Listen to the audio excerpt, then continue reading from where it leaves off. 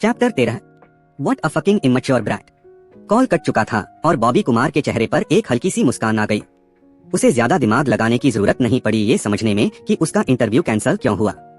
किसी भी college graduate के लिए सेकंड इंटरव्यू एक उम्मीद की किरण होती है, अपने करियर की तरफ बढ़ते रास्ते की एक छोटी सी रोशनी। बॉबी के लिए भी ये वैसा ही था। वो इस एक्सपीरियंस के लिए एक्साइटेड था, लेकिन उस सड़े हुए किडनी फेलिंग रवि सिंह ने अपनी बकवास एंट्री कर दी। उसने एक गहरी सांस ली और अपने गुस्से को दबाकर फिर से अपना काम मुस्कुराता हुआ चेहरा पहन लिया। अनिकेत शर्मा और राहुल लाल कांप गए जब उन्होंने उसे देखा। ये कैसा बाइपोलर यंग मास्टर है, दोनों ने मन में सोचा। शैल वी, बॉबी ने चेयरफुल अंदाज में कहा। वो विला की तरफ मुड़ा और कमांडर और मैनेजर चुपचाप उसके पीछे हो लिए। जैसे ही बॉबी ने पीठ घुमाई, उसकी मुस्कान गायब हो गई। उसकी आंखों में खतरनाक चमक थी, जैसे वो रवि सिंह जैसे बेवकूफों से निपटने के लिए प्लान बना रहा हो। किसी को भी उसके रिटायरमेंट के सपने के बीच में आने की इजाजत नहीं थी। वो इसका हकदार था। आजकल के रिच किड्स बड़े बेकाबू हो गए हैं, है ना? बॉबी ने कैजुअली पूछा। ये सुनकर पीछे चल रहे दोनों थोड़े शॉक रह गए। जब किसी के परिवार का नाम बहुत असरदार होता है, तब वो खुद को कुछ समझने लगते हैं, मैनेजर राहुल ने जवाब दिया। वो कहना चाहता था कि बॉबी भी शायद ऐसा ही हो, लेकिन फिर चुप रहा। उसका यंग मास्टर तो एक सच्चा टाइकून था। बॉबी ने सिर हिलाया। वो जानता था कि फिलहाल रवि सिंह के खिलाफ कुछ बड़ा करना सही नहीं होगा। अभी उसकी फाउंडेशन उतनी स्ट्रॉन्ग नहीं थी।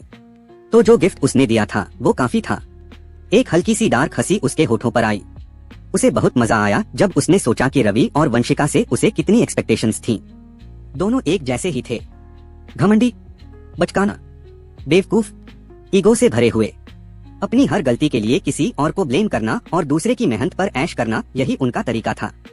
अगर उसके पास कोई दोस्त होता और उसे ये सब बताता, तो शायद वो दोस्त उसके साथ शर्त भी लगा लेता। बॉबी ने अपनी घड़ी देखी। सूरज की रोशनी उसके पॉलिश्ड टाइटेनियम वॉच पर पड़ी और वो चमक उठा। वो अनदेखा करके अपनी कार की तरफ बढ़ गया। उसने अंदाजा लगाया कि इस समय तक वो दोनों या तो ब्रेक डाउन में होंगे या होने वाले होंगे। जब तक वो किसी स्किल्ड कंप्यूटर टेक्नीशियन के पास नहीं जाएंगे, उन्हें ये पता नहीं चलेगा कि उन्होंने खुद ही अपने सिस्टम में वायरस डाला है। ये वर्म एक साइबर टेररिस्ट से लिया गया था और बॉबी ने उसे एनहांस कर दिया था। वो वायरस एक फाइल में छुपा हुआ था और उसी यूएसबी में रखा था जो वो दोनों चुराना चाहते थे। जैसे ही उन्होंने उसे अपने सिस्टम में लगाया, वो अंदर चला गया और पूरा सिस्टम खा गया। होस्ट फाइल, अब कोई रास्ता नहीं था इसे हटाने का। और अगर वो किसी दूसरे डिवाइस से कनेक्ट करेंगे, वो भी इन्फेक्ट हो जाएगा। उनकी पूरी दुनिया कुछ ही मिनटों में बर्बाद हो सकती थी। बॉबी को पता था कि उन्हें किस चीज की तलाश थी। पहली बार मौत के बाद वंशिका को उसके प्रोजेक्ट में अचानक दिलचस्पी हो गई थी। रवि और अभिजीत बहुत ज्यादा दोस्ती दिखा रहे थे। ओल्ड बॉबी ने अपने लैपटॉप को स्ट्रॉन्ग पासवर्ड और एक्स्ट्रा सिक्योरिटी दी थी। अब प्रेजेंट बॉबी ने उनका फायदा उठाया। शायद अभी वो दोनों जोर जोर से चिल्ला रहे होंगे, उसने मन में सोचा और मजे लिए। इंटरनेट पर क्या क्या मिल जाता है ना? प्राइवेट रोड पर 4 कार्स की एक कॉन्वॉय तैयार थी। बॉबी और राहुल जेटा में बैठे, बाकी लोग एलीट कमांडो ब्लैक मर्सिडीज जी वेगन्स में। पासर्स बाय ने जब ये देखा तो व्हाट्सएप स्टेटसेस और लोकल चैटरूम्स में हलचल मच गई।